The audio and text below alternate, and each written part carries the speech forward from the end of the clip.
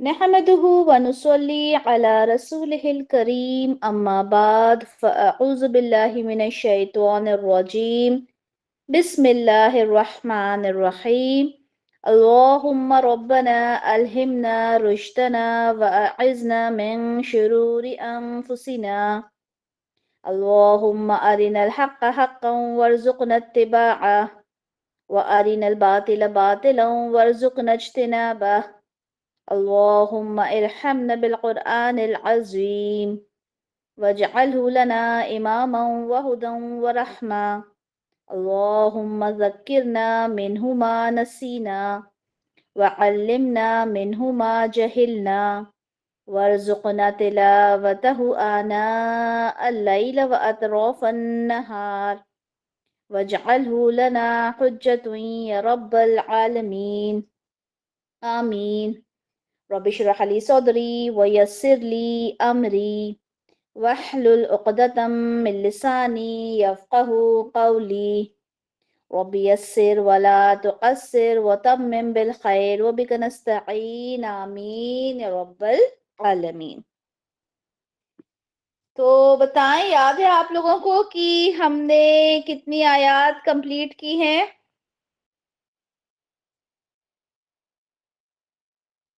جی ام کلثوم وعلیکم السلام ورحمۃ اللہ وبرکاتہ. کتنی آیات ہوئی ہیں ہم لوگوں کی؟ 6 کمپلیٹ ہو گئی ہیں. یہ آپ نے کیا لکھا ہے؟ 6 مکمل ہو چکی ہے نا. 7ویں آیت ہم لوگ کر رہے تھے. چلیں آپ لوگوں کے ساتھ اسکرین شیئر کرتے ہیں.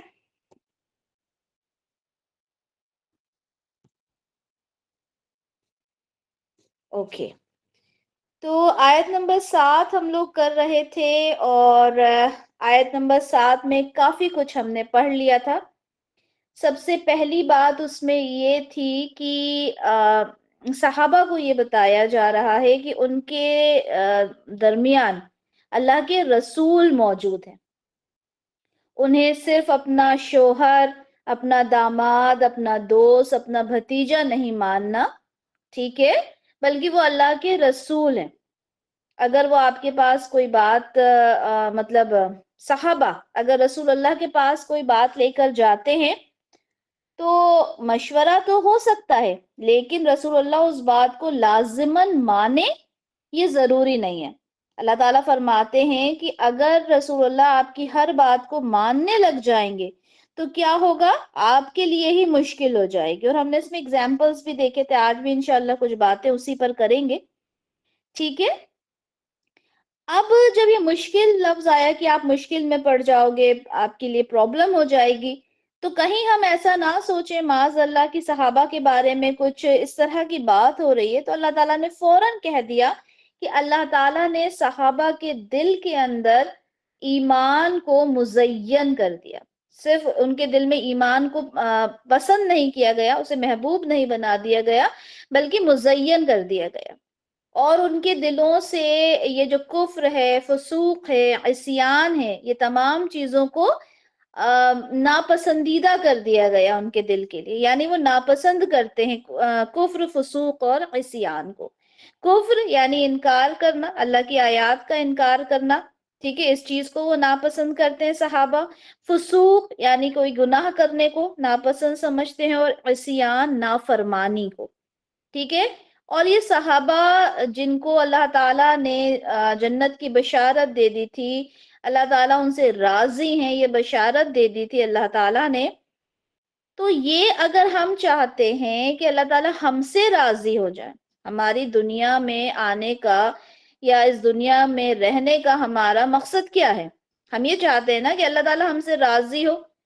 جب ہم اللہ کے حضور پیش ہوں اور اللہ تعالیٰ ہم سے یہ کہے کہ میں تم سے راضی ہوں، تو اس سے بڑی تو دولت کوئی ہے ہی نہیں نا. تو اگر ہم چاہتے ہیں کہ اللہ تعالیٰ ہم سے راضی ہو جائے تو ہمیں کیا کرنا ہوگا؟ ہمیں کفر، فسوق اور عصیان سے دور رہنا ہوگا. اللہ تعالیٰ نے کہا کہ یہ جو صحابہ ہیں یہ کیا ہیں؟ ہدایت یافتہ. اللہ تعالیٰ نے ان کو ہدایت دی اور وہ ہدایت پر چلنے والے ہیں. اس راشدون کو تھوڑا اور بھی سمجھیں گے انشاءاللہ. تو یہاں پر ہم نے جو باتیں کی تھی اس میں ہم نے دیکھا تھا کہ صحابہ کس قدر رسول اللہ کی ہر ایک بات پر لبیک کہتے تھے، چاہے وہ بات کچھ بھی ہو، اس بات کو مانتے تھے. ٹھیک ہے، آج ہم کچھ اور چیزیں دیکھیں گے صحابہ سے ریلیٹڈ.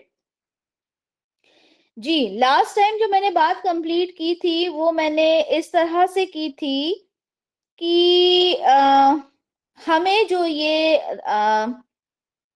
دین ملا ہے، ٹھیک ہے، اسلام ہمیں ملا ہے، ہمیں بڑی آسانی کے ساتھ ملا ہے. ٹھیک ہے، اس پر میری بات ختم ہوئی تھی کہ ہم نے کوئی قربانیاں نہیں دی اس اسلام کو حاصل کرنے کے لیے. ہم تو مسلم گھرانے میں پیدا ہوئے اور ہم مسلمان ہو گئے. ٹھیک ہے، لیکن صحابہ نے جن مشکلوں کو فیس کیا، ٹھیک ہے، ان کے سامنے جو مشکلات آئی تھیں، ہم پڑھ بھی رہے ہیں، ٹھیک ہے، اس کو دیکھ بھی رہے ہیں کہ کس طرح سے صحابہ کے اوپر پریشانیاں آئی. کچھ یہاں پہ ڈسکس کرتے ہیں. جیسے ہم سب جانتے ہیں کہ جب مکہ میں رسول اللہ صلی اللہ علیہ وسلم موجود تھے تو اسلام کو پوری طرح سے فالو کرنا پاسبل نہیں تھا، اور جو انسان اسے فالو کرنا چاہتا اس کے اوپر ظلم و ستم کا سمجھیں پوری اس کے اوپر بارش ہو جاتی تھی ظلم و ستم کی. کچھ واقعات ہیں جیسے حضرت بلال رضی اللہ عنہ کو دیکھیں کہ جب انہوں نے اسلام قبول کیا تو کس طرح ان کے اوپر ظلم کیا گیا. ان کی گردن پر رسی باندھ دی جاتی اور انہیں پہاڑوں پر پورے اس میں گھمایا جاتا تھا، انہیں بھوکا پیاسا رکھا جاتا تھا، پتھریلے پتھروں پر ان کو لٹا دیا جاتا تھا. لیکن کیا ہوا؟ کیا انہوں نے اتنا سب کچھ ہونے کے بعد اسلام کو چھوڑ دیا؟ آپ لوگوں نے ابھی یہ واقعات پڑھے ہیں، کہاں سنے ہیں ابھی؟ النساء میں، النساء میں ان چیزوں کو ڈسکس کیا گیا ہے ابھی ہماری ایک بہن کی طرف سے، یاد ہے؟ ہم اس چیز کو پڑھ رہے ہیں ایک کلاس میں کہ کس طرح کے ظلم و ستم صحابہ کے اوپر ہو رہے تھے جب اسلام کو قبول کیا جا رہا تھا. کہاں پہ پڑھا تھا ہم نے ابھی؟ سیرت النبی پڑھ رہے ہیں نا ہم صلی اللہ علیہ وسلم، اس میں پڑھا آپ لوگوں نے یہ ساری چیزیں. ٹھیک ہے، تو عمار بن یاسر رضی اللہ عنہ کو ان کو سخت سزائیں دی گئیں، اس قدر ان کے اوپر ظلم کیے گئے. ٹھیک ہے، اور وہ تو اس کی تاب بھی نہ لے سکے، وفات پا گئے. ان کی والدہ اور ان کو شہید کر دیا گیا. ٹھیک ہے، اور یہ میں کیوں بتا رہی ہوں آپ کو؟ کیونکہ ہمیں یہ چیزیں ہمیں نہیں سہنا پڑتی. یہ چیزیں ہم لوگ اپنی زندگی میں، مطلب ہماری زندگی شروع ایسے ہوئی کہ ہمارے کان میں تو اذان پڑھ دی گئی، ہمیں بتا دیا گیا کہ اللہ کے سوا کوئی معبود نہیں، اور ہم بڑے مزے سے فار گرانٹیڈ لے رہے ہیں اس مذہب کو. ٹھیک ہے، تو ان کی والدہ کو شہید کر دیا گیا. آپ لوگوں نے حضرت خباب رضی اللہ عنہ کے بارے میں بھی پڑھا ہوگا، ان کے بال نوچے جاتے تھے، ان کی گردن کو سختی سے موڑ دیا جاتا تھا، دہکتے انگاروں پر ان کو ڈال دیا جاتا تھا. لیکن کیا ہوا؟ ٹھیک ہے، اس کے باوجود بھی انہوں نے اسلام کو نہیں چھوڑا. بعض صحابہ کو دھوپ میں ڈال کر ان کے اوپر لوہے کی زرہ پہنا دی جاتی تھی، اور جلتے ہوئے پتھر، عرب کتنا گرم علاقہ ہے، انہیں جلتے ہوئے پتھروں پر لٹا دیا جاتا. تو بہت لمبی لسٹ ہے، بہت لمبی لسٹ ہے ظلم و ستم کی. ہم بات کرتے ہیں نا محبت کی، سورہ حجرات میں ہم یہی پڑھ رہے ہیں کہ رسول اللہ سے محبت، مطلب پہلی آیت سے ابھی تک ہم یہی پڑھ رہے ہیں کہ ہم جو رسول اللہ سے محبت کی باتیں کرتے ہیں، کیا واقعتاً ہمیں وہ محبت ہے؟ ان واقعات کو سننے کے بعد کہ کس طرح سے تپتی ہوئی ریت میں ڈال دیا جاتا تھا. آج تو ہم مسلمان گھر میں پیدا ہوتے ہیں، ہم سے 5 وقت کی نماز نہیں پڑھی جاتی، مسجدیں خالی ہیں، عورتوں کے سر یہ کہیں کہ ننگے سر ہیں. ٹھیک ہے، کچھ نہیں ہے. ہم کہیں چلے جائیں، ہم جس لباس میں رہتے ہیں وہاں آپ کو انٹروڈیوس کرنا پڑتا ہے کہ جی آئی ایم اے مسلم. क्यों? क्योंकि आपने जीन्स पहनी हुई है, आपने छोटा सा शॉर्ट जरा सा एक टॉप ऊपर डाला हुआ है, बाल खुले हैं। आपको कैसे, आप कैसे कह देते हो कि आई एम अ मुस्लिम? मुस्लिम का मतलब क्या होता है? The one who submits, the one who surrenders. मुस्लिम का मतलब ही ये होता है ना, जो सरेंडर कर दे अपने आप को। तो हमने कहाँ सरेंडर किया अपने आप को? हमने कहाँ अपने आप को सुपुर्द कर दिया अल्लाह के? हरगिज नहीं किया।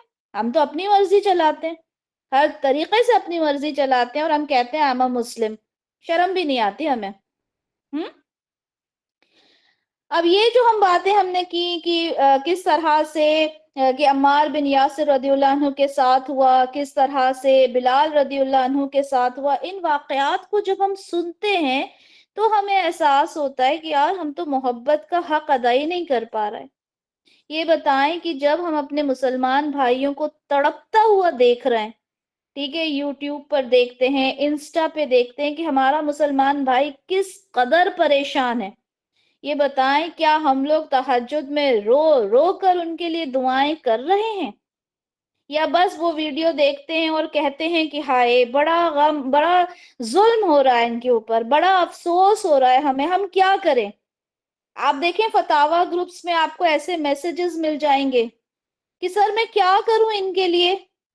जवाब आता है दुआएं करें।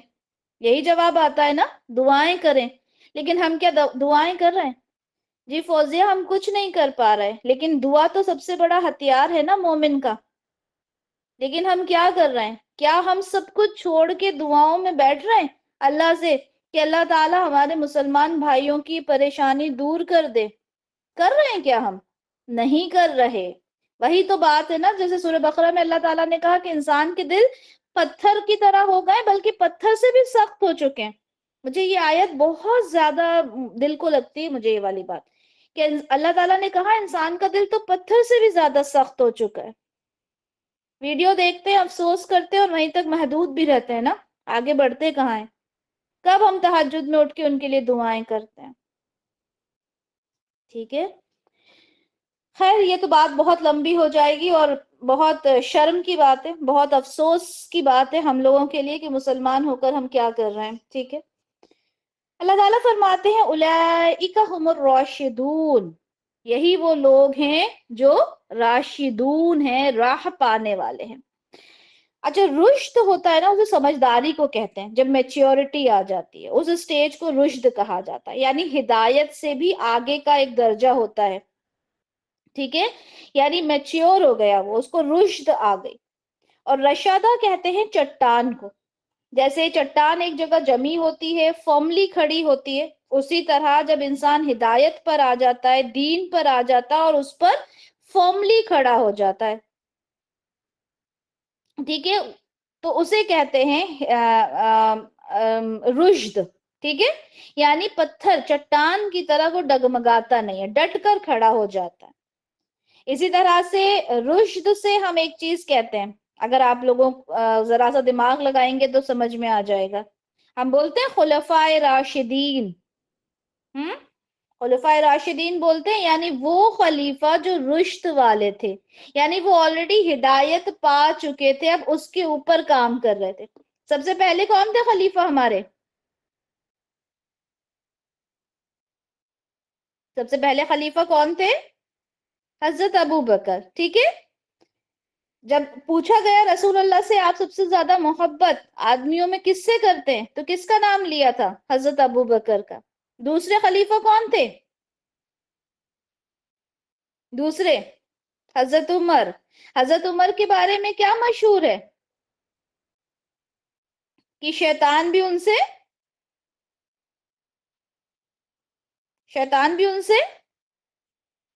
डर के भाग जाता है। ठीक है, उनके बारे में मशहूर है कि शैतान भी उनसे पनाह मांगता है, उनसे डर कर भाग जाता है। तीसरे खलीफा कौन थे? हजरत उस्मान। हजरत उस्मान के बारे में कुछ बताएंगे? उनके लिए रसूलुल्लाह ने कहा था कि जो फरिश्ते हैं वो भी इनसे हया करते हैं। ठीक है, उनके बारे में कहा जाता था, उनके बारे में रसूलुल्लाह फरमाते थे कि फरिश्ते भी इनसे हया करते हैं। सुभान अल्लाह। और चौथे खलीफा حضرت علی تھے، ٹھیک ہے، ان کے بارے میں رسول اللہ کہتے تھے کہ میرے لیے تم ایسے ہو جیسے موسیٰ کے لیے ہارون، ٹھیک ہے، کہتے تھے تم میرے لیے ایسے ہو جیسے موسیٰ کے لیے ہارون علیہ السلام تھے۔ تو یہ صحابہ کے کردار تھے، ٹھیک ہے، اللہ اور اللہ کے رسول کے فیصلے کے آگے سر خم تسلیم کرتے تھے۔ اب ایک واقعہ بتا کے یہ آیت کمپلیٹ کروں گی۔ صلح حدیبیہ کا سب کو پتا ہے واقعہ؟ صلح حدیبیہ جب رسول اللہ صلی اللہ علیہ وسلم عمرہ کے لیے نیت سے نکلے تھے، ٹھیک ہے، ایک بڑی تعداد میں صحابہ ساتھ تھے، کرنا کیا تھا؟ عمرہ کرنے جانا تھا، لیکن ہوا کیا؟ بیچ میں روک لیا گیا، ٹھیک ہے، روک تو لیا گیا، لیکن اس کے بعد ایک ایسا کانٹریکٹ تیار کیا، ٹھیک ہے، ایک ایسا کانٹریکٹ تیار کیا گیا جس میں کئی باتیں ایسی تھی جو مسلمانوں کو ناگوار گزر رہی تھی، ٹھیک ہے، جیسے بسم اللہ لکھنے کے لیے منع کر دیا گیا، رسول اللہ نے مان لیا۔ رسول اللہ لکھنے کے لیے منع کر دیا گیا، رسول اللہ نے مان لیا، ٹھیک ہے۔ اسی طرح سے ایک صحابی تھے جو مسلمان ہو کر آئے تھے، ٹھیک ہے، اور اس اگریمنٹ میں یہ لکھا جانا تھا کہ اگر کوئی مکہ سے مسلمان ہو کر آئے گا تو ہم اسے واپس لے جائیں گے اپنے ساتھ، ٹھیک ہے، یاد ہوگا آپ لوگوں کو ابو جندل رضی اللہ عنہ کا یہ واقعہ ہے، ٹھیک ہے۔ تو یہ جب ساری باتیں ہوئیں تو صحابہ کو بڑا مشکل گزرا۔ یہ واقعہ میں یہاں پر آپ کو کیوں بتا رہی ہوں کہ آپ دیکھیں کس طرح سے صحابہ رسول اللہ کی بات کو مانتے تھے۔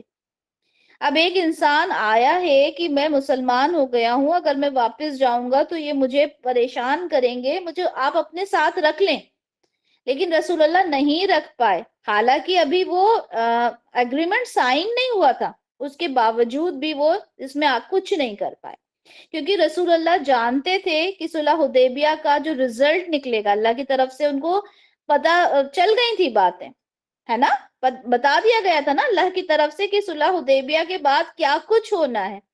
رسول اللہ غیب کا علم نہیں جانتے تھے، یہ میں ہر بار آپ کو یہ بات بتاتی ہوں، ٹھیک ہے، لیکن جو باتیں اللہ کی طرف سے انہیں بتا دی جاتی تھی وہ ظاہر سی باتیں انہیں پتا تھی۔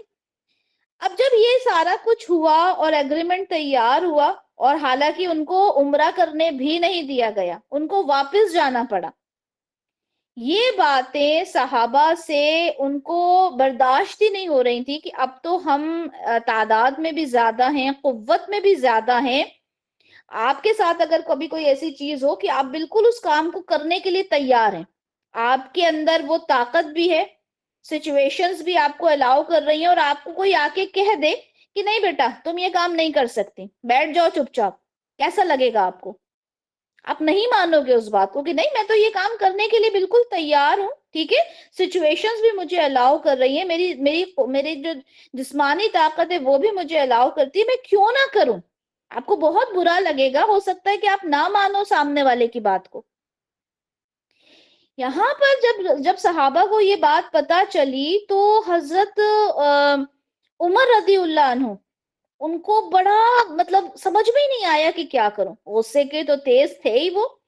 رسول اللہ صلی اللہ علیہ وسلم کے پاس گئے اور ان سے کہا کہ یہ بتائیں کہ مطلب یہ سب آپ نے کیوں ایسا کیا؟ کیا آپ اللہ کے رسول نہیں ہیں؟ کیا ہم حق پر نہیں ہیں؟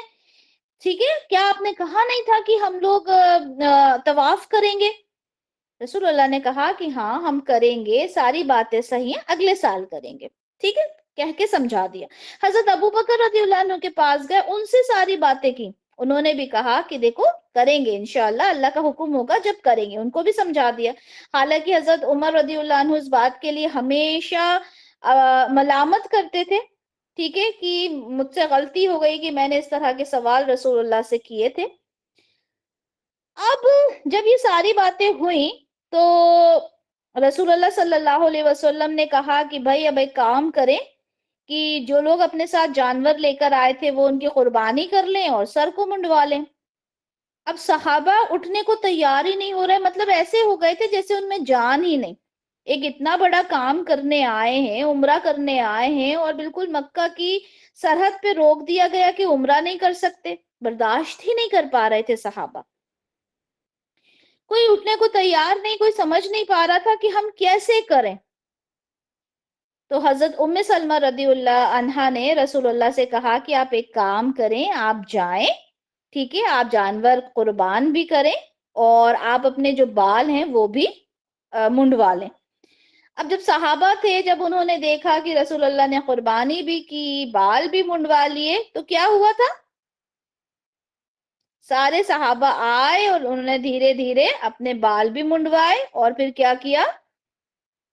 قربانی بھی کی، ہے نا؟ حالانکہ ان کا بالکل دل نہیں تھا اس بات کے لیے، وہ تیار ہی نہیں ہو رہے تھے کہ ہم کیوں واپس چلے جائیں، لیکن رسول اللہ کی بات کو ماننا ان کے لیے ایسا تھا کہ بس جو رسول اللہ نے کہہ دیا ہم نے وہ کرنا ہے۔ اس وجہ سے میں یہ یہاں پہ صلح حدیبیہ والا جو واقعہ تھا وہ لے کر آئی ہوں کہ کس طرح سے رسول اللہ کی بات کو مانا صحابہ نے۔ ٹھیک ہے، وہی بات ہے نا کہ رسول اللہ تعالیٰ نے کیا کہا کہ ہر بات میں اگر رسول اللہ تمہاری بات کو مان لیں تو کیا ہو؟ تم مشکل میں پڑ جاؤ۔ اب اگر رسول اللہ کی بات جو صحابہ تھے وہ مطلب رسول اللہ کی بات نہ مانتے یا رسول اللہ صحابہ کی بات مان لیتے، تو یہ جو جس کو فتح مبین کہا جاتا ہے، اور صلح حدیبیہ کے بعد جس طرح سے اسلام جو تھا وہ آگے بڑھتا چلا گیا، کیسے ہوتا وہ سب؟ تو دیکھیں کس طرح سے ان کو فالو کرتے تھے، حالانکہ بالکل ان کو ایسا لگ رہا تھا کہ ایک ایسا کام ہو گیا کہ یہاں پہ آخری جو الفاظ ہے نا حدیث کے، وہ ایسا لکھا ہے کہ ایسا معلوم ہوتا تھا کہ رنج اور غم میں ایک دوسرے سے لڑ پڑیں گے، اتنا ان کو شدید غم تھا، لیکن کیونکہ رسول اللہ نے وہ کام کیا، صحابہ نے اس کام کو کر دیا۔ اب مجھے یہ بتائیں، کیا ہم اس طرح سے چیزوں کو فالو کرتے؟ آج کل تو بحث چھڑی ہوئی ہے، آپ دیکھیں کہ میرے امام کو آپ نے کچھ کیسے کہا، میرے امام کو کیوں کچھ کہہ دیا آپ نے، چاہے وہ بات رسول اللہ کی حدیث کے خلاف بھی جا رہی ہوگی، تو آج کل تو ہمیں یہ بحث ملتی ہے کہ آپ نے میرے امام کو جس کو میں فالو کرتی ہوں آپ اس کے بارے میں غلط کیسے کہہ سکتے ہیں، یہ بحث چل رہی ہے۔ تو رسول اللہ کی بات کہاں گئی پھر؟ یہ ان اماموں کی پیروی کرنے کی بات کی جا رہی ہے جن اماموں نے خود کہہ دیا تھا کہ اگر میرا فتویٰ کسی حدیث کے خلاف جائے تو اسے دے کے دیوار پہ مار دو۔ جب انہوں نے خود یہ بات کہہ دی تھی اور ہم کہتے ہیں کہ نہیں جی، ہم تو ان کی ہی بات کو مانیں گے، چاہے ان کے پاس کوئی حدیث نہ پہنچی ہو تو نہ پہنچی ہو، ہم نے تو ان کی ہی بات ماننا، ان کی پیروی کرنا ہے۔ بہت ہے باتیں، بتانے پر آؤں گی تو بہت ہے، ٹھیک ہے؟ چلیں آگے دیکھتے ہیں۔ الحمدللہ یہ ہماری آیت کمپلیٹ ہوئی، یہ سارے ہم نے ریفرنسز پچھلی کلاس میں الحمدللہ پڑھ لی۔ آج دیکھتے ہیں آیت نمبر 8، اللہ تعالیٰ فرماتے ہیں فضلم من اللہ، یعنی یہ جو ایمان کی باتیں ہو رہی ہیں نا کہ اللہ تعالیٰ نے مزین کر دیا تمہارے دلوں میں اور ایمان کو پسند کر لیا اور یہ ساری بری چیزوں سے تمہیں دور کر دیا، یہ کیا ہے؟ یہ فضل ہے اللہ کی طرف سے، والنعمہ اور نعمت ہے اللہ کی طرف سے، واللہ علیم حکیم، اور اللہ تعالیٰ بہت جاننے والا، بہت حکمت والا ہے۔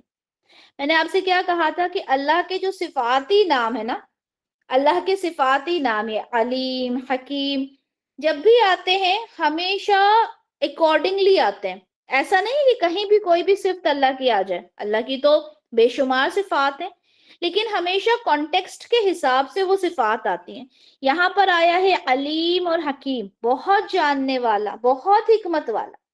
اب یہاں پہ اللہ تعالیٰ کیا فرما رہا ہے؟ یہ فضل ہے اللہ کی طرف سے اور اللہ کی طرف سے نعمت ہے۔ کیا ہے؟ کہ اللہ تعالیٰ نے ایمان کو محبوب بنا دیا ان کے لیے اور ان کے دلوں پر اسے مزین کر دیا اور برائیوں سے ان کو دور کر دیا۔ اب مجھے یہ بتائیں کہ آج کے انسان کے لیے، یہ تو صحابہ کے لیے تھا کہ رشد اللہ کا فضل ہے، نعمت ہے، ایمان ہے، ٹھیک ہے، فہم اور سمجھ ہے، یہ اللہ کا فضل اور نعمت ہے۔ آج کے انسان کے لیے ہم جب نعمت کی بات کرتے ہیں تو ہم کیا کرتے ہیں؟ جب ہم کہتے ہیں نا ارے اللہ کا بہت بڑا فضل ہے اس کے اوپر، تو ہم کیا دیکھ کر بولتے ہیں؟ اس کا بڑا سارا گھر ہو، بچے اچھی جگہ پہ لگے ہوں، بالکل گاڑی بنگلہ دولت پیسہ، یہ دیکھ کے ہمارے منہ سے نکلتا ہے نا، ارے اللہ کا بڑا فضل ہے اس کے اوپر، تو ہے نا، اللہ کی بڑی نعمتیں ہیں اس کے اوپر۔ اگر ہمیں کوئی انسان ایسا ملے جو بہت ایمان والا ہے، نمازیں پڑھتا ہے، ٹھیک ہے، کوئی غلط بات نہیں کرتا، غیبت نہیں کرتا، اور اس کے گھر میں بڑا اچھا ماحول ہے، آپ جائیں گے تو بڑا سکون آپ کو لگتا ہے، بھلے وہ چھوٹے سے گھر میں رہتا ہے، جھوپڑی میں بھلے ہی رہتا ہو، ہمارے منہ سے کبھی نہیں نکلے گا کہ ارے اس کے اوپر تو اللہ کا بڑا فضل ہے، نہیں نکلتا ہمارے منہ سے، ہے نا۔ ہماری نظر میں تو اس کا جو اوپری چیزیں نظر آتی ہیں نا، ہاں بہت غریب ہے بیچارہ، نا، یہ چیزیں نکلتی ہیں منہ سے۔ تو اب آپ دیکھیں کہ صحابہ کے لیے اللہ تعالیٰ نے کیا کہا، یہ فضل ہے اللہ کی طرف سے اور نعمت ہے، تو صحابہ کے لیے وہی چیزیں فضل اور نعمت تھی جو اللہ نے یہاں بیان کر دی۔ لیکن ہم کیا ہیں، ہم تو ہمارا جو یہ کہیں کہ جو ایک ہوتا ہے نا ناپنے کا ایک طریقہ ہوتا ہے چیز کو، ٹھیک ہے، تو ہمارے لیے اللہ کی فضل اور نعمت کو جو اس کا جو میجرمنٹ کا طریقہ ہے وہ کیا ہے کہ وہ فائنینشلی کیسا ہے، ٹھیک ہے۔ تو اللہ تعالیٰ کیا ہے، اللہ تعالیٰ خوب علم رکھنے والا ہے اور حکمت والا ہے۔ کس چیز میں ہے، اللہ تعالیٰ کو یہ معلوم ہے کہ کس کو اللہ تعالیٰ نے یہ ہدایت دینی ہے، ٹھیک ہے۔ اللہ تعالیٰ اپنے فیصلے میں بہت حکیم ہے، یعنی اس کو کوئی چیلنج نہیں کر سکتا، بہت مضبوط ہے اپنے فیصلے میں۔ اللہ جانتا ہے کہ اس کے دل میں واقعی تڑپ ہے اس رشد کو پانے کی، ٹھیک ہے۔ تو جو آپ کا دل ہے اس کے اندر ایمان ہو، برائیوں سے آپ نفرت کرتے ہو، کراہت محسوس کرتے ہو، تو کیا ہوگا، ہدایت خود بخود آپ کے دل میں آ جائے گی۔ لیکن آج کیا ہو رہا ہے، ہم نے بے حیائی کو، فحاشی کو یہ اپنا سٹیٹس سمبل بنا لیا۔ آج کا ایک ٹرینڈ دیکھتے ہیں، آپ نے دیکھا ہوگا آج کل بڑا ایک ٹرینڈ ہی کہوں گی، ٹرینڈ چلا ہوا ہے، خیر اللہ تعالیٰ مجھے بھی صحیح راستے پر چلنے کی توفیق عنایت فرمائے، اور آپ سب کو بھی۔ کعبہ شریف کے سامنے سیلفیز لی جاتی ہیں، ٹھیک ہے، اور اس کو پوسٹ کیا جاتا ہے، رائٹ، اور پھر آپ کو آتا ہے کہ بھئی سامنے والے نے شو بز کی دنیا چھوڑ دی، ٹھیک ہے، اور یہ ساری چیزوں سے وہ دور ہو گئے۔ اچھا جی، چلو دور ہو گئے، بہت اچھی بات ہے، اللہ ہدایت دے جس کو دینا چاہے۔ لیکن اس کے بعد بھی انسٹا کا جو اکاؤنٹ ہے وہ مینٹین کیا ہوا ہے، ٹھیک ہے، اور فالوورز ہیں وہ بڑھتے جا رہے ہیں، اور اس میں کہا جا رہا ہے کہ بھائی انہوں نے تو اسلام کو ایکسپٹ کر لیا، چہرہ ان کا نظر آ رہا ہے، فل آن میک اپ ہے، ٹھیک ہے، اور ایسا بھی سننے میں آتا ہے، کہتے ہیں کہ نہیں چہرے کو کور ہی نہیں کرنا، وہ تو امہات المومنین کا خاصہ تھا، ان کے لیے یہ حکم آیا تھا، ہمارے لیے ایسا کوئی حکم نہیں ہے، ٹھیک ہے، اور ان کا انسٹا اکاؤنٹ اپنا چلتا جا رہا ہے، ٹھیک ہے، اور اس طرح سے اپنا ان کا جو ایک حساب ہے وہ الگ چل رہا ہے، ٹھیک ہے۔ تو یہاں ہم نے سمجھنا ہے کہ ہم اللہ کی کتنی نافرمانیاں ہیں وہ کر رہے ہیں، ٹھیک ہے۔ اللہ کا فضل اور اللہ کی نعمت ہمیں تبھی حاصل ہوگی جب ہم واقعتاً برائیوں کو برا سمجھیں گے، ہم تو برائیوں کو برا ہی نہیں سمجھ رہے، ٹھیک ہے۔ تو ان ساری چیزوں کو سمجھیں، کیونکہ اللہ تعالیٰ بہترین انداز میں جاننے والا ہے، وہ علیم ہے، وہ جانتا ہے کون اس ہدایت کو واقعتاً حاصل کرنے والا ہے، ٹھیک ہے۔ تو اللہ تعالیٰ سے سب دعا کریں کہ اللہ تعالیٰ تو ہمیں وہ ہدایت نصیب فرما جو واقعتاً ہمیں ہمارے دلوں کو پلٹ دے، تیری طرف ہمیں مائل کر دے، ٹھیک ہے، آمین یا رب العالمین۔ اب چلتے ہیں ہم آیت نمبر 9 کی طرف، ٹھیک ہے، آیت نمبر 9 کو دیکھ لیتے ہیں، اس کو پہلے اس کا ترجمہ دیکھیں گے، جی چلیں۔ یہاں پہ اللہ تعالیٰ فرما رہے ہیں وَإِن، اور اگر، ان شرطیہ ہے، ٹھیک ہے، آگے اللہ تعالیٰ فرماتے ہیں طائفتانی، اور اگر طائفتانی دیکھ لیتے ہیں۔ اچھا مجھے بتائیں، یہ جو تغانی کی آواز آ رہی ہے تو کیا ہوتا ہے یہ؟ तानी की आवाज किस में आती है? तानी तईनी, दो मुसन्ना के लिए। वेरी गुड, माशाल्लाह। ठीक है, तो तौइफतानी यहाँ पर ये। ठीक है, तो यानी ये दो की बात हो रही है, दो गिरोह। अब तौइफा को देख लेते हैं। इसके जो रूट लेटर्स हैं वो है तो, ये कहाँ जा रहा है, तो वाव फा। ठीक है, ये रूट लेटर्स हैं। अगर हम नॉर्मली इसको हम मुजक्कर में देखें, ठीक है, तौइफुन, तो इसका मतलब होता है तवाफ करने वाला। ठीक है, लेकिन जब हम इसको गोलता के साथ पढ़ते हैं तौइफतुन, ठीक है, जब मुअन्नस में पढ़ते हैं तो इसका मतलब हो जाता है किसी बड़ी जमात का छोटा गिरोह। बड़ी सारी जमात है, ठीक है, उसका एक छोटा गिरोह, ये कहलाता है तौइफा। लेकिन नॉर्मली, ठीक है, नॉर्मली किसी भी गिरोह के लिए तौइफा इस्तेमाल किया जाता है। लिटरली होगा किसी बड़ी जमात का छोटा गिरोह, लेकिन नॉर्मली हर गिरोह के लिए तौइफा लफ्ज इस्तेमाल किया जाता है। ठीक है, तो तौइफतानी आया है, यानी दो गिरोह की बात हो रही है। यहाँ पे बात हो रही है दो गिरोह की।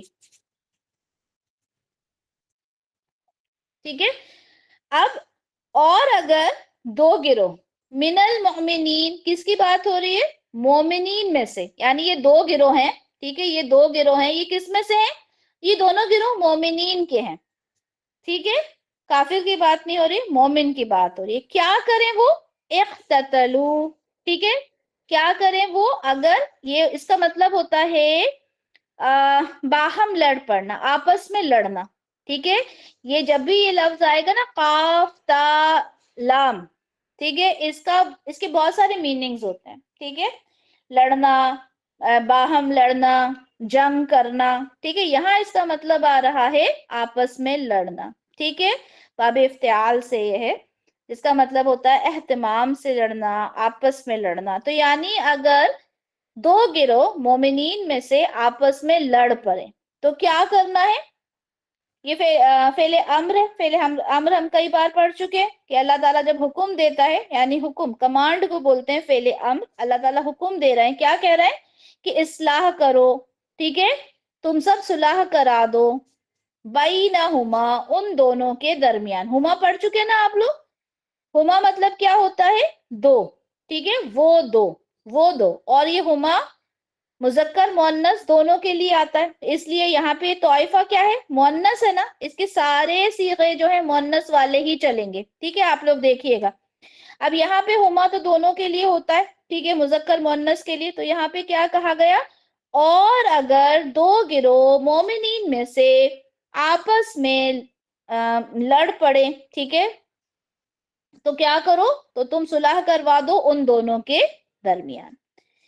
फिर अल्लाह ताला कह रहे हैं फ़इन, फिर अगर, फिर यहाँ पे शर्त वाली बात आ गई, फिर अगर। फिर यहाँ पे क्या लफ्ज आया है? बगत। ठीक है, बगत बगावत से होता है। ठीक है, बगत सरकशी करना, बगावत करना। फिर क्या करें? फिर अगर बगत, ज्यादती करें। अब यहाँ पे ये जो ता होता है ना, ता साकिन होता है। जो बच्चे फेल पढ़ चुके उनको मालूम होगा कि ये पता चल जाता है हमें कि फेल मादी में मुअन्नस के लिए इस्तेमाल हो रहा है। तो मैंने कहा था पूरा आप देखेंगे कि मुअन्नस के लिए ही बात होगी, क्योंकि ये गिरोह की बात हो रही है। ठीक है, तो बगत, फिर अगर सरकशी करें। कौन सरकशी करे? इहदाहुमा, इहदा यानी एक, हुमा यानी दोनों में से। यानी अगर उन दोनों में से कोई एक सरकशी करे। किन दोनों में से? इन दोनों जमात में से। ठीक है, इन दोनों जमात में से अगर कोई सरकशी करे तो क्या करो? अच्छा, अलल उखरा, दूसरे पर। यानी एक जमात अगर दूसरी जमात के ऊपर सरकशी करे तो फिर क्या करना है? फकातिलू, तो तुम सब लड़ो। ठीक है, फकातिलू, तो तुम जंग करो। अल्लती, उससे जो, तबगी, ये वही, यहाँ पे बगत है, यहाँ पे तबगी आया है। ये फेले मादी है, ये मुदारे हो गया। तबगी यानी जो ज्यादती करता है। अब यहाँ पे भी मुअन्नस का सीगा क्यों आया है? तौइफत आने की वजह से। ठीक है, तो क्या कहा? फिर अगर सरकशी करे एक उन दो में से, अलल उखरा, दूसरे पर, फकातिलू, तो तुम जंग करो उनसे जो सरकशी करता है, बगावत करता है। हत्ता यहाँ तक कि तकीआ, तकीआ का मतलब क्या होता है? वापस लौटना। ठीक है, यहाँ पे भी ये क्या है? मुअन्नस का सीगा इस्तेमाल हुआ है। यहाँ तक कि वो लौट आए। कौन? जो सरकशी कर रहा है। ठीक है, सरकशी करने वाला गिरोह जो है, उनसे जब तक जंग करो, लड़ाई करो, जब तक कि वो लौट आए। कहाँ लौट आए? इलल अम्रिल्लाह, अल्लाह के हुक्म की तरफ। यानी जो सही बात है, जब तक कि वो वहां पर लौट ना आए, तब तक तुम उसके साथ जंग। यानी पहले तो ये दो गिरोह लड़ रहे हैं आपस में, तुमने जाके इन दोनों के बीच में सुलह करवा देनी है। अगर ये नहीं मानते हैं तो एक तो मजलूम होगा और एक जालिम होगा, तो तुमने किसके साथ मिल जाना है? मजलूम के साथ मिलके जालिम से जब तक तुमने लड़ाई करना है, उनको समझाना है। लड़ाई मतलब ऐसा नहीं कि तलवारों से, बल्कि हर मुमकिन कोशिश करनी है उसको समझाने की, जब तक वो बात को समझ ना जाए। फिर अगर यहाँ पे देखें, तीसरी पॉसिबिलिटी बता दी, पहले एक फिर दूसरी, अब यहाँ पे तीसरी पॉसिबिलिटी बता दी। फिर अगर क्या हो, फाअत, वो लौट आए। यही वाली बात यहाँ पर आई, एक मुदारे था, एक यहाँ पे मादी है। फिर अगर वो लौट आए तो क्या करो? फअस्लिहू, तो फिर सुलह करा दो। बैनहुमा, दोनों के दरमियान। हुआ क्या? ये दो लोग लड़ रहे थे, ठीक है, आप इसके साथ मिल गए इसके खिलाफ। ठीक है, अब जब इसने कहा ठीक है मैं आने को तैयार हूं, तो अब इन दोनों के दरमियान आपने सुलह करवा देना है। कैसे करवाना है? अदल के साथ और किस्त के साथ। अब ये अदल और किस्त इंशाल्लाह इसे हम देखेंगे, अदल के साथ और किस्त के साथ। और ये क्यों कहा अल्लाह ने कि जब वो दोबारा लौट आए तो अदल और किस्त के साथ फैसला करना है, सुलह करना है, वो भी इंशाल्लाह हम देखेंगे। इन्नल्लाह युहिब्बुल मुक़सितीन, बेशक अल्लाह मोहब्बत रखता है किससे? मुक़सितीन के साथ। ये किस्त से ही है, ठीक है, करने वाला, किस्त करने वाला यानी इंसाफ करने वाले से अल्लाह ताला मोहब्बत रखता है। एक बार पूरा देख लें इसको। चलें जी। तो यहाँ पर क्या मतलब है इसका? कि और अगर अहले ईमान में से दो गिरोह आपस में लड़ पड़े तो उन दोनों के दरमियान सुलह करा दो। अगर उनमें से एक गिरोह दूसरे पर ज्यादती करे तो तुम उनसे जंग करो। ठीक है, किसके ऊपर? जो ज्यादती कर रहा है। यहां तक कि वो लौट आए अल्लाह के हुक्म की तरफ। फिर आगे क्या कहा? अगर वो लौट आए तो उन दोनों के दरमियान सुलह करवा दो अदल के साथ। और देखो, इंसाफ करना, बेशक अल्लाह ताला इंसाफ करने वालों को महबूब रखता है। अब यहाँ पर एक ऐसी सूरत हाल का जिक्र किया जा रहा है जो पसंदीदा तो नहीं है लेकिन मुमकिन है। ठीक है, अब ऐसा तो नहीं कह सकते आप कि दो मोमिन के बीच में लड़ाई नहीं हो सकती है। सबब कुछ भी हो सकता है, कोई छोटी सी बात हो वो बढ़ जाए, कोई बड़ा इशू बन जाए, कोई तीसरा आके इख्तिलाफ पैदा कर दे। ठीक है, और हो सकता है दोनों के दरमियान कोई मिसकम्युनिकेशन हो जाए, कोई आर्ग्यूमेंट हो जाए। ठीक है, अगर ऐसा हो जाए तो हमें तमाशबीन बनकर खड़े नहीं होना। हम करते हैं ऐसा जब दो लोग लड़ते हैं तो, या हम तो पीछे हट जाते हैं, चलो छोड़ो भैया कौन उलझेगा इनसे, लड़ने दो, मजा आ रहा है। ठीक है, एंजॉयमेंट चैनल चल रहा है, ज्यादातर हम लोग यही करते हैं। ठीक है, खास तौर पे अगर घर के अंदर लड़ाई होती है तो हम बोलते हैं अच्छा है, बहुत ज्यादा उड़ रहे थे ये, अब पता चलेगा। और अल्लाह ताला जो हुक्म दे रहा है कि अगर दो लोग आपस में लड़े तो उनके बीच में सुलह करवाओ, हुक्म दे रहा है अल्लाह ताला। हमने कुरान ही नहीं पढ़ा, कुरान ही नहीं समझा, अफसोस की बात है, हम क्या कहेंगे इस पर। तो अल्लाह ताला कह रहे हैं कि तुम्हें आगे बढ़कर हालात को बेहतर करना है, समझाना है। अच्छा, सुलह करवाने के लिए एक चीज समझ लें, ये जरूरी होता है कि मालूम करें कि दोनों के आर्ग्यूमेंट की वजह क्या है। अगर आपके घर में हो रहा है तो ऑब्वियसली आपको मालूम होता है, लेकिन अगर आप नहीं जानते हो, ठीक है, दो दोस्त हैं, उनमें लड़ाई हो गई, बहुत ज्यादा हो गई, अब आप वहां पहुंचे हो, अब आप उसमें सुलह करवाना चाह रहे हो, लेकिन आपको मालूम ही नहीं है। आप कहते हो चलो छोड़ो छोड़ो, हाथ मिलाओ, बात खत्म करो। अब आपको आर्ग्यूमेंट का रीजन ही नहीं मालूम। समझ लें कि एक इंसान حق پر ہے، ٹھیک ہے، اور دوسرے نے اس کا حق مار لیا. اب آپ کہہ رہے ہو چلو چھوڑو چھوڑو ساری بات سب سارٹ آؤٹ کرو اور ہاتھ ملاؤ بات ختم کرو، آپ چلے گئے. اب آپ کو لگتا ہے کیا یہ لڑائی ختم ہو گئی جب تک کہ اس کا حق نہیں ملا اس کو؟ لڑائی تو نہیں ختم ہوئی نا. تو اگر آپ واقعتاً دونوں کے بیچ میں صلح کروانا چاہتے ہو تو آپ کو یہ چاہیے کہ آپ پہلے ریزن معلوم کرو، ٹھیک ہے، کہ ریزن کیا ہے. ریزن معلوم کرنے کے بعد پھر آپ اس ریزن کو سارٹ آؤٹ کرنے کی کوشش کرو. مگر آج کل کون کرتا ہے ایسا؟ ہم تو نہیں کرتے نا. ہم تو کہتے ہیں جانے یہی ہاتھا پائی ہو رہی تھی، دونوں کو بیچ میں روک دیا، وہی بڑی بات تھی، اب یہ لوگ نپٹتے رہیں. ہم تو یہی کرتے ہیں نا. لیکن اللہ تعالیٰ نے کہا ہے کہ ان کے اسباب پہ اس پہ بات کرو. پھر آگے بہت لمبی بات ہے اس میں، ٹھیک ہے. ہاں ٹائم ہی نہیں ہے ہمارے پاس. ہمارے پاس ان دونوں کو ملانے کی ٹائم والی بات نہیں ہے، ہمارے پاس اللہ کی بات کو سمجھنے کا معاذ اللہ ٹائم نہیں ہے. بات تو یہی ہوئی نا. تو ان دونوں کے بیچ کا اسباب معلوم کرو، پھر ان دونوں میں صلح کرواؤ، ٹھیک ہے. اچھا، رسول اللہ صلی اللہ علیہ وسلم کے زمانے میں اس طرح کے اختلاف بہت کم ہوئے، بہت کم ایسے معاملات سامنے آئے، ٹھیک ہے.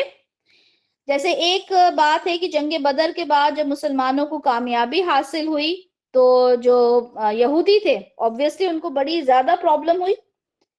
اور اس میں سے ایک یہودی تھا جس کا نام تھا شماس بن قیس. وہ وہاں سے گزرا اور اس نے دیکھا اوس اور خزرج کے لوگ بھی بیٹھے ہیں آپس میں، بڑے خوش ہیں. اس نے کچھ اشعار پڑھنا شروع کیے. ایسے اشعار پڑھے کہ ان دونوں کو اپنا پرانا وقت یاد آ گئے، اوس اور خزرج کے لوگوں کو. اور اتنا ان کے ایموشنز آئے باہر نکل کے کہ قریب تھا کہ ان دونوں میں جنگ ہو جاتی.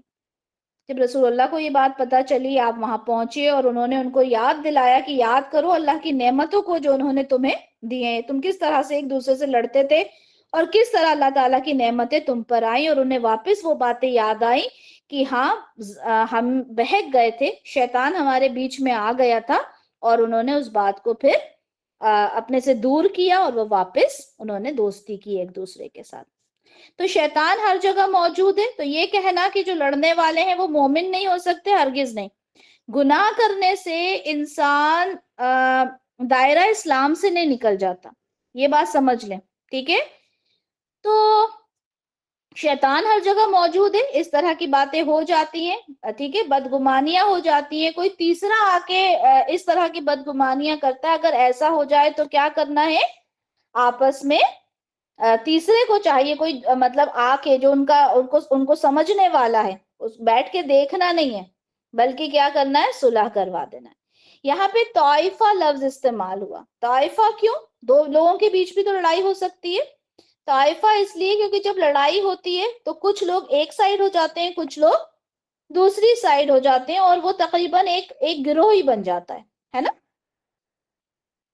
تو یہاں جو حکم دیا گیا ہے اللہ تعالیٰ کی طرف سے کہ تم اصلاح کروا دو، وہ تمام ان لوگوں سے ہے، ان تمام لوگوں سے اللہ تعالیٰ مخاطب ہیں جو اس کو تماشبین بن کر دیکھ رہا ہے. یعنی آپ سے اور مجھ سے اللہ تعالیٰ مخاطب ہیں. اگر ہمیں کوئی نظر آتا ہے ہمارے خاندان میں، ہمارے دوستوں میں، ہمارے رشتہ داروں میں کہ آپس میں بحث ہو گئی ہے، لڑائی ہو گئی ہے، تو ہمارا فرض بنتا ہے کہ ہم ان دونوں کے بیچ میں صلح کروائیں، ٹھیک ہے. اچھا، اس کے پس منظر میں ایک حدیث ہے، ٹھیک ہے. ہم سب جانتے ہیں عبداللہ ابن ابی کے بارے میں، ٹھیک ہے. منافقوں کا سردار تھا وہ، اور رسول اللہ صلی اللہ علیہ وسلم کے آنے سے پہلے اس کو بادشاہ بنانے کی پوری تیاریاں ہو گئی تھیں. اس کے لیے ایک تاج کا آرڈر دے دیا گیا تھا، سب کچھ ہو گیا تھا. جیسے ہی رسول اللہ آئے وہ بات بیچ میں رہ گئی. عبداللہ ابن ابی کو یہ بالکل بھی برداشت نہیں تھا. لیکن رسول اللہ صلی اللہ علیہ وسلم تو محبت کا پیغام لے کر آئے تھے، اسلام کا پیغام لے کر آئے تھے. کسی صحابی نے کہا کہ چلیں ہم اسے سمجھاتے ہیں، آپ اس سے بات کیجئے گا عبداللہ ابن ابی سے. تو رسول اللہ صلی اللہ علیہ وسلم جب عبداللہ ابن ابی کے پاس پہنچے تو ظاہر سی بات ہے وہ اپنی حرکتوں سے تو باز آنے والا نہیں تھا. اس نے رسول اللہ سے کہا کہ یہ جو آپ کے گدھے میں سے جو بدبو آ رہی ہے نا، جو اسمیل آ رہی ہے، اس سے میرا دماغ خراب ہو رہا ہے. یہ بات ظاہر سی بات ہے، صحابی کیسے سن سکتے تھے.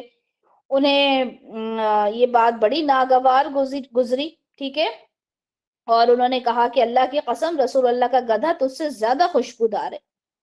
یہ بات ہونا تھی کہ عبداللہ ابن ابی کی طرف سے جو لوگ تھے انہوں نے بھی اس پر بحث کرنا شروع کی، اور اتنی زیادہ بحث ہو گئی کہ بات ہاتھا پائی، چھڑی اور جوتوں تک پہنچ گئی۔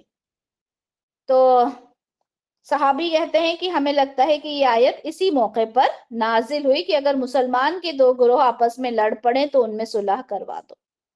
اچھا، اب عبداللہ ابن ابی جو تھا، اس کے جو ساتھی تھے، اس میں سے بہت سے لوگوں نے ظاہر سی بات ہے کلمہ تو پڑھ لیا تھا، ٹھیک ہے، بظاہر تو وہ مسلمان تھے۔ منافق کے لیے ہم منافق نہیں کہہ سکتے نا، جب تک کہ اس کے بارے میں ہم کیونکہ دل کے حال تو نہیں جانتے، اس لیے کسی کو منافق نہیں کہہ سکتے۔ ان کے لیے بھی مسلمان لفظ ہی تھا جب تک کہ وہ پھر اللہ کی طرف سے یہ ڈکلیئر نہیں ہو گیا کہ کون کون منافق ہے۔ تو یہاں پر صحابہ نے کہا ہمیں لگتا ہے اسی موقع پر یہ آیت نازل ہوئی جس میں یہ بات تھی کہ اگر دو مسلمانوں میں سے دو گروہ لڑنے لگیں تو اس میں صلح کروا دیا کرو، ٹھیک ہے۔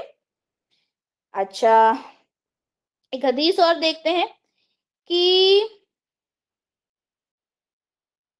آپس میں دو لوگوں کو ملا دینا، آپس میں دو لوگوں میں صلح کروا دینا، رسول اللہ نے فرمایا وہ نماز، روزے اور صدقے سے بھی افضل ہے۔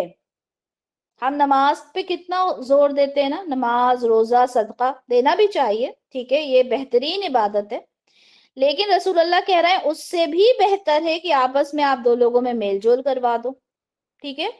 اور کیا کہا آگے کہ یہ جو لڑائی ہے نا، یہ ایسی ہے جیسے کہ دین کو مونڈ دیتی ہے۔ مونڈنا مطلب کیا ہوتا ہے؟ جیسے بالوں کو مونڈا جاتا ہے تو بالکل سر صاف ہو جاتا ہے نا، ٹرم نہیں کیا جاتا، ٹرم کرنا الگ بات ہوتی ہے، مونڈ دینا۔ تو جب انسان کے دو لوگوں کے درمیان لڑائی ہوتی ہے تو وہ ایسا ہے جیسے دین کو مونڈ دیا ہو۔ اب سوچیں کتنی بری چیز ہے اور کتنی عام ہو گئی ہے آج کے زمانے میں۔ ایسی ایک اور حدیث سے ہم یہ دیکھتے ہیں کہ اگر دو لوگوں میں صلح کروانے کے لیے اگر آپ کو جھوٹ بھی بولنا پڑے تو بھی الاؤڈ ہے۔ اب آپ یہ دیکھیں جھوٹ بولنا کتنا بڑا گناہ ہے، لیکن اگر آپ کے گھر میں دو لوگوں کی لڑائی ہو گئی، ٹھیک ہے، اب آپ ایک کے پاس گئے اور اس کو بولا کہ بھائی دو بہنوں میں لڑائی ہو گئی فار ایگزامپل، آپ ایک کے پاس گئے، آپ نے بولا کہ بھائی وہ تو تمہاری بہن تو بڑی پریشان ہے، وہ کہہ رہی ہے میری بہن سے لڑائی ہو گئی اور میں تو بالکل اس کے بنا رہ نہیں پا رہی، مجھے کیا ضرورت تھی ایسا بولنے کی، حالانکہ اس نے کچھ نہیں بولا۔ اب دوسری بہن کہے گی اچھا کیا میری بہن نے ایسا کہا؟ آپ بولو گے جی بالکل ایسا ہی ہوا تھا اور آپ اسے صلح کر لو، آپ مان جاؤ، تو یہ بھی الاؤڈ ہے، ٹھیک ہے۔ اگر اس طرح سے آپ نے دو لوگوں میں صلح کرانے کے لیے کہا تو وہ بھی الاؤڈ ہے، سوچیں۔ اسی طرح سے ایک اور حدیث دیکھتے ہیں کہ دو لوگوں کے درمیان اگر آپ صلح کرواتے ہیں، عدل کرتے ہیں تو وہ بہترین صدقہ ہے، ٹھیک ہے، وہ ایک صدقہ ہے۔ جس طرح سے اچھی بات کہنا صدقہ ہے نا، راستے سے کچھ ہٹا دیا وہ صدقہ ہے، دو لوگوں کے درمیان اگر آپ صلح کرواتے ہو تو وہ بھی صدقہ ہے۔ اب کوئی جیسے کہے نا میرے پاس کچھ ہے ہی نہیں صدقہ دینے کے لیے، میں کیا کروں؟ تو صدقہ صرف پیسے سے نہیں ہے، صدقہ تو بہت ساری چیزوں سے۔ اسی طرح سے ایک اور حدیث دیکھتے ہیں صحیح مسلم کی 2699، یہاں پہ رسول اللہ فرماتے ہیں کہ جس شخص نے کسی مسلمان کی دنیاوی تکلیفوں میں سے کوئی تکلیف دور کی، اللہ تعالیٰ اس کی قیامت کی تکلیفوں میں سے کوئی تکلیف دور کریں گے۔ صرف اتنی اگر لائن پڑھ لیں تو دل ہمارا کیسا کانپ جانا چاہیے۔ قیامت کی تکلیف کیا ہوگی ہم تصور بھی نہیں کر سکتے، اور یہاں دنیا میں کسی تکلیف کو اگر ہم کسی مسلمان کی دور کر دیں، ٹھیک ہے، چاہے وہ کوئی سی بھی تکلیف ہو۔ اب دو لوگوں کے بیچ میں اگر لڑائی ہو جائے، جھگڑا ہو جائے تو ظاہر سی بات ہے دونوں بڑے پریشان ہو جاتے ہیں نا، سکون مٹ جاتا ہے۔ اب اس تکلیف کو اگر آپ دور کر دیں، ٹھیک ہے، خواہ وہ کوئی سی بھی تکلیف ہو، اللہ تعالیٰ اس کی قیامت کی تکلیفوں میں سے کوئی تکلیف دور کر دیں گے۔ کسی کی آپ نے آسانی کسی کے لیے پیدا کر دی، اللہ تعالیٰ اس کے لیے دنیا اور آخرت میں آسانی پیدا کر دیں گے۔ کتنی بڑی بڑی باتیں ہیں یہ، اور ہم کتنی معمولی لیتے ہیں۔ हमने सुनी भी है ये हदीस, कई बारी सुनी है, कई बारी सुनी है कि आप किसी के लिए आसानी पैदा करें, अल्लाह आपके लिए आसानी पैदा करेगा। लेकिन हम बस क्या बोले हम अपने लिए, ठीक है। किसी की आपने पर्दा पोशी की, अल्लाह ताला दुनिया और आखिरत में उसके लिए पर्दा पोशी कर देगा। अब मुझे ये बताएं, पर्दा पोशी की चलती है, हमें तो अगर पता चल जाए कि पड़ोस में, खानदान में, फ्रेंड सर्कल में किसी लड़की का मान ले अफेयर चल रहा है, ठीक है, या कोई उसकी बात है, आप उसको समझाने की बजाय आप जब तक पूरे खानदान में उसकी खबर ना पहुंचा दो, आपके दिल को सुकून ही नहीं मिलेगा। सारे जहान में जब तक खबर ना हो जाए, वो लड़की बदनाम रुसवा ना हो जाए, सुकून नहीं मिलता, सब्र नहीं आता। और अल्लाह ताला कह रहे हैं जिसने किसी मुसलमान की पर्दा पोशी की, अल्लाह ताला दुनिया और आखिरत में उसकी पर्दा पोशी करेगा। अब सोचें, आखिरत की पर्दा पोशी तो क्या ही पर्दा पोशी होगी। आप अपने गुनाहों को लेकर गए हैं, डरते डरते अल्लाह के सामने जा रहे हैं, मेरा क्या होगा, और अल्लाह ताला बिल्कुल इत्मीनान से आपको पर्दे के अंदर आपको कोई बात बता रहा है। क्यों? क्योंकि आपने किसी मुसलमान की पर्दा पोशी की थी। ये छोटी छोटी सी बातें बहुत बड़ी बड़ी हो जाएंगी क़यामत के दिन, और तब इंसान कहेगा कि अल्लाह ताला बस मैंने क्या कर लिया। हालांकि हमें पता चल रहा है, हमें अभी भी पता चल रहा है, लेकिन हम अमल कितना करते हैं। ठीक है, बहुत सारी बातें हैं इसमें, कुछ ये इंपॉर्टेंट बातें थी। एक और हदीस है, ठीक है, ये काफी बड़ी है। इसमें इंपॉर्टेंट पॉइंट ये है कि रसूलुल्लाह सल्लल्लाहु अलैहि वसल्लम ने फरमाया कि मुसलमान को गाली देने से आदमी फासिक हो जाता है। अभी बताएं, मुसलमानों के खास तौर पे अगर आदमियों की बात करें, औरतों में भी होती है ये बात, लेकिन औरतों में थोड़ी कम होती है। गाली देना बड़ा ही कॉमन है, बुरा ही नहीं मानते उस बात को। आदमी फासिक हो जाता है, गुनाहगार हो जाता है गाली देने से। और आगे फरमाया कि मुसलमान से लड़ना कुफ्र है। अब सोचें, कुफ्र है किसी मुसलमान से लड़ना। आजकल हर मुसलमान दूसरे मुसलमान से लड़ रहा है, क्या ही बोले बताइए। एक और हदीस है आप लोगों के सामने नजर आ रही है। रसूलुल्लाह सल्लल्लाहु अलैहि वसल्लम ने फरमाया, मेरे बाद कुफ्र की तरफ मत लौट जाना कि एक दूसरे की गर्दन मारने लगो। वही हो रहा है आजकल। क्यों आज का मुसलमान सुकून में नहीं है, क्यों आज का मुसलमान परेशान है? मुझे बताएं कि यहाँ हम लोग इतने लोग मौजूद हैं, इसमें से हर दूसरा इंसान आज परेशान है या नहीं बताइए? हर दूसरा इंसान परेशान है।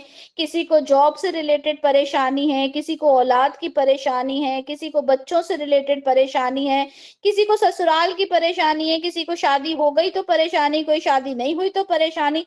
मतलब हर इंसान, हर दूसरा इंसान ये कहें परेशानी में इन्वॉल्व है, राइट।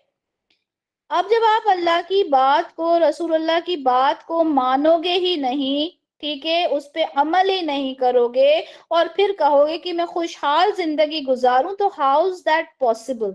कैसे पॉसिबल हो सकता है?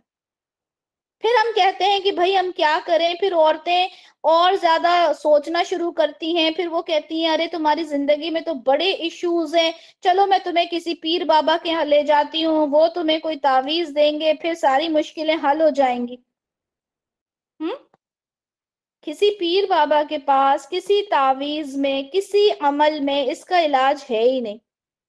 अगर इलाज है तो इस चीज पर कि हम अल्लाह की कही बात को माने। सहाबा तो ऐसे थे कि उनको हर लम्हा ये लगता था। एक है ना वो बात कि किसी सहाबी की, हजरत उमर की है या किसकी बात है ना, कि उन्होंने कहा कि अगर जन्नत में जाने वाला एक इंसान है तो वो मैं हूं, और जहन्नुम में जाने वाला अगर एक इंसान है तो वो मैं हूं, है ना। तो हम क्या सोचते हैं? हम ये सोचते हैं कि जहन्नुम में जाने वाला एक इंसान मैं हरगिज नहीं हो सकता, जन्नत में जाने वाला एक इंसान मैं हूं। हम यही समझते हैं, जन्नत में तो जाना हमारा कंफर्म्ड है ना। और जहन्नुम के जाने वाले तमाम काम करने के बाद भी हम सोचते नहीं, जहन्नुम में हम नहीं जाएंगे। परेशान है, परेशानियों में मुब्तला है, लेकिन हम उस चीज को तो सोचते ही नहीं है। ہم قرآن کو سمجھتے ہی نہیں ہیں. اب یہاں دیکھیں نا، اللہ تعالیٰ نے کہہ دیا کہ دو گروہوں کے درمیان اگر لڑائی ہو رہی ہے تو تمہارا فرض بنتا ہے، تم پر واجب ہے، اللہ کا حکم ہے یہ. پھر آپ لوگ اس ٹرمینالوجی میں مت جائیے گا کہ فرض اور واجب والی بات میں نے کی ہے. میں کہتی ہوں جو اللہ کا حکم ہے وہ فرض ہے. میں اس ٹرمینالوجی میں جاتی ہی نہیں ہوں فرض اور واجب والی، وہ ہم فقہ میں جاتے ہیں. یہاں تو اللہ کا حکم آ گیا مطلب فرض ہو گیا. وہ سنت اور واجب اور فرض والی بات یہاں تو ہے ہی نہیں نا. اللہ نے کہہ دیا کرو مینس کرو، ٹھیک ہے. وہاں پر ہم نے کچھ نہیں سوچنا. ہم نے کہا اللہ نے کہہ دیا صلح کرواؤ مینس کرواؤ، اس کے آگے پیچھے کچھ نہیں. ٹھیک ہے.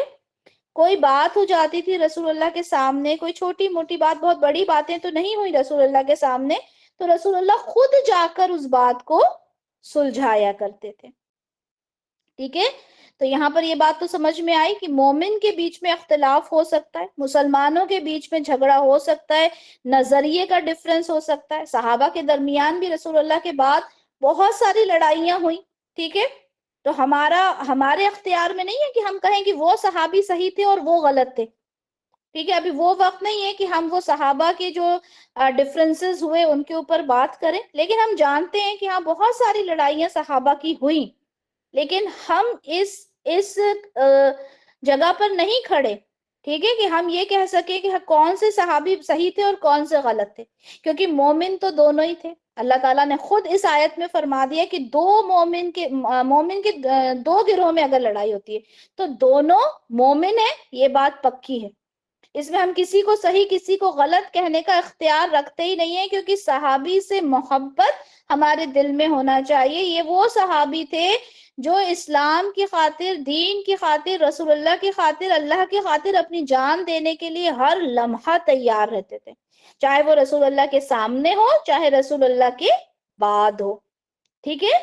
نظریہ ڈیفرنٹ ہو سکتا ہے، پھر اس میں ہزار طرح کی باتیں کہ وہ صحابی نے ایسا کیوں کیا، وہ صحابی وہ بیعت کے ٹائم وہاں موجود کیوں نہیں تھے، وہ صحابی نے ایسا کیا، خلافت کے زمانے میں یہ ہوا، اس کی خلافت کے زمانے میں وہ ہوا.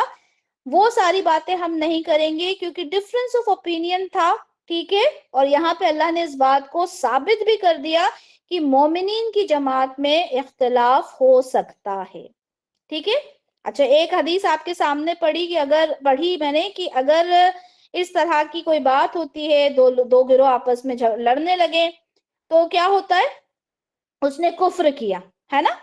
تو کفر کا مطلب صرف وہ کافر والا کفر نہیں ہوتا، اس چیز کو سمجھ لیں. کفر کا مطلب ہوتا ہے انکار کر دینا. ٹھیک ہے. اس چیز سے انکار کر دینا اس بات کو. تو آپ یہ نہیں کہو گے کہ دین اسلام سے خارج ہو گیا، دائرہ اسلام سے خارج ہو گیا. ہاں کبیرہ گناہ ہے، جتنے بھی کبیرہ گناہ ہوتے ہیں وہ آپ انہیں کفر کہہ سکتے ہیں، لیکن وہ کافر ہو گیا یہ نہیں کہہ سکتے، کیونکہ کبیرہ گناہ انسان کرتا ہے، توبہ کرتا ہے، اللہ تعالیٰ اسے معاف فرما دیتے ہیں. ٹھیک ہے. وہ تو بالکل جو مرتد ہو جاتا ہے، دائرہ اسلام سے نکل جاتا ہے، وہ ایک الگ پورا کانسیپٹ ہے. لیکن کبیرہ گناہ کرنے سے انسان دائرہ اسلام سے نہیں نکلتا. ایک مسلمان صبح سے لے کے رات تک نہ جانے کتنے کبیرہ گناہ کر دیتا. جھوٹ بولنا کبیرہ گناہ ہے. اب اپنے آپ سے سوال کر لیں، دن بھر میں ہم کتنے جھوٹ بولتے ہیں؟ تو کیا ہم معاذ اللہ دائرہ اسلام سے باہر نکل جاتے ہیں؟ ہم کفر کی کنڈیشن تو اپلائی ہو جاتی ہے، اللہ معاف فرمائے. بہت آسانی کے ساتھ ہم یہ کام کر جاتے ہیں. مجھے یہ سب باتیں کرنے میں مجھے افسوس بھی ہو رہا ہے کہ اتنی باتیں ہیں اور ہم اتنی لائٹلی لے کر آگے گزر جاتے ہیں. پتہ نہیں کب ہمارے دل اس چیز کے اوپر لرز جائیں گے، کب ہم پریشان ہو جائیں گے کہ اللہ تعالیٰ یہ چیزیں نہیں کرنا ہے، ہم رسول اللہ کی امت ہیں، ہمیں نہیں کرنا یہ سب. پتہ نہیں کب وہ دن آئے گا جب ہم کہتے ہیں نا سینہ ٹھوک کر یہ کہہ سکیں کہ ہاں میں ہر اس چیز کو مانتی ہوں جو قرآن میں لکھی ہے، میں اس پہ عمل کرتی ہوں. مانتے تو ہیں خیر الحمدللہ، میں ہر اس چیز پر عمل کرتی ہوں. اللہ سے دعا کیا کریں کہ اللہ تعالیٰ وہ وقت آئے جب ہم یہ کہہ سکیں کہ ہاں اللہ تعالیٰ تیرے ہر ایک حکم کو میں ماننے والی ہوں. ٹھیک ہے. تو میں نے کیا کہا کہ لڑائی کرنے سے ایسا تو نہیں ہے کہ وہ دائرہ اسلام سے نکل جائے. اس میں ہسبینڈ اینڈ وائف کی لڑائی کو لیتے ہیں. ٹھیک ہے. ہسبینڈ اینڈ وائف کی لڑائی ہوتی ہے تو کیا ہم یہ کہیں گے ایک ایمان والا اور فاسق ہے؟ نہیں، دونوں میں اختلاف ہوتے ہیں، ریزنز کچھ بھی ہو سکتے ہیں، ٹھیک ہے، مس انڈرسٹینڈنگ ہو سکتی ہے، مس کمیونیکیشن ہو سکتا ہے، ڈفرنس آف اوپینین ہو سکتا ہے، کچھ بھی ہو سکتا ہے. کئی باری اتنا زیادہ بڑھ جاتا ہے کہ بات مطلب الگ ہونے تک آ جاتی ہے نا، الگ ہو جانا ہے بالکل. اچھا، کئی باری یہ ہوتا ہے کہ سبب جو ہوتا ہے کوئی تیسرا ہوتا ہے، کبھی ہسبینڈ کی طرف سے اس کی ماں ہوتی ہے، بہن ہوتی ہے، یا بیوی کی طرف سے اس کے گھر والے ہوتے ہیں، کچھ بھی ریزنز ہو سکتا ہے. ٹھیک ہے، تو اب مجھے یہ بتائیں اس آیت کو پڑھنے کے بعد وہ مطلب وہ ہسبینڈ کی مائیں، وہ ہسبینڈ کی بہنیں، ٹھیک ہے، یا گھر میں جو بڑی بہویں ہیں وہ چھوٹی بہو کے ساتھ، یا کوئی سا بھی ریلیشن، اگر وہ اس چیز میں مزے لیتی ہیں، کان لگا کے سنتی ہیں کہ میاں بیوی میں لڑائی ہو رہی ہے، چلو میں نے جو آگ لگائی تھی وہ کامیاب ہو گئی، اب ان کے ساتھ کیا ہوگا؟ وہ کھلم کھلا اس آیت کے خلاف کر رہی ہیں یا نہیں کر رہی ہیں؟ یہ بتائیں، کھلم کھلا اس آیت کے خلاف جا رہی ہیں یا نہیں جا رہی ہیں؟ کیا کہیں ہم. اور آپ کو بتائیں، میاں بیوی کی لڑائی سے سب سے زیادہ خوش ہوتا ہے شیطان، سب سے زیادہ خوش ہوتا ہے. شیطان اپنا تخت بچھاتا ہے پانی پر، ٹھیک ہے، اور کیا کرتا ہے؟ سارے لوگوں کو، اپنے جو اس کے ایجنٹس ہوتے ہیں نا، ان کو بلاتا ہے اور ان کو پوچھتا ہے بتاؤ بھائی تم نے آج کیا کیا. اچھا، ایک ایجنٹ آتا ہے، وہ کہتا ہے کہ میں نے آج یہ کام کیا، وہ کام کیا. شیطان بولتا ہے نکلو چلو، کچھ نہیں کیا تم نے. دوسرے کو بلاتا ہے، دوسرا آتا ہے بولتا ہے میں نے آج ایسا کیا، میں نے ویسا کیا. تو جو شیطان ہے وہ بولتا ہے چلو جاؤ، تم نے بھی کچھ نہیں کیا. پھر ایک آتا ہے کہتا ارے آج تو میں نے بہت بڑا کام کیا. شیطان بولتا ہے بتاؤ کیا کیا؟ کہنے لگی میں نا 2 لوگوں کے پیچھے پڑا ہوا تھا، اور میں نے جب تک سکون کی سانس نہیں لی، جب تک ان دونوں میں، میاں بیوی میں نے جب جدائی نہ ڈلوا دی، جب تک ان کے پیچھے لگا رہا. پتہ ہے آپ کو شیطان کیا بولتا ہے؟ وہ کہتا ہے ہاں تم نے بات کی ہے، تم نے صحیح بات کی ہے. اب آپ سوچیں، شیطان کو خوش کرنے کا جو طریقہ ہے، جو سب سے بہترین مطلب یہ کہیں جو خوشخبری شیطان کو ملتی ہے وہ یہ ہوتی ہے جب میاں بیوی کے درمیان لڑائی ہوتی ہے.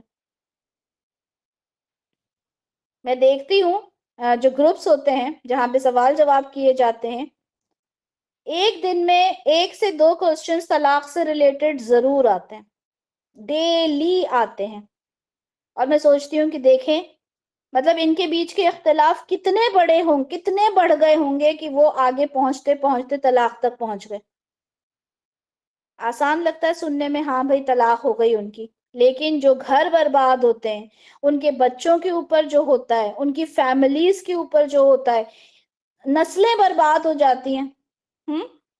اور اتنی آسانی کے ساتھ اس چیز کو ہم لے کے چلے جاتے ہیں، ہم سن لیتے ہیں اچھا یہ ہوا، لیکن یہاں دیکھیں شیطان کو خوش کرنے کی ہر ممکن کوشش ہم کر رہے ہیں.